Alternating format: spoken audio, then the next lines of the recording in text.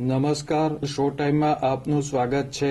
ભાવનગર જિલ્લાના ઠળિયા ગામ નજીક કાર અને બાઇક વચ્ચે અકસ્માતની ઘટનામાં દિહોર ગામના દંપતીનું ગંભીર ઈજા થવાથી મોત નીપજ્યું હતું।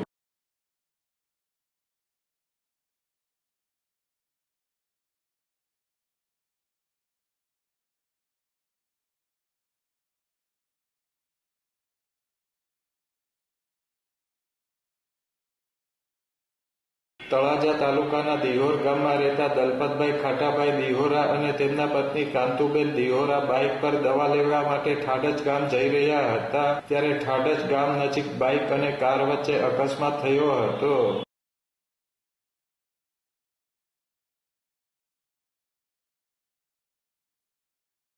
અકસ્માતમાં ઈજાગ્રસ્ત દંપતીને સારવાર માટે ભાવનગર હોસ્પિટલ ખસેડવામાં આવ્યા હતા જ્યાં તેમનું મૃત્યુ થયું હતું।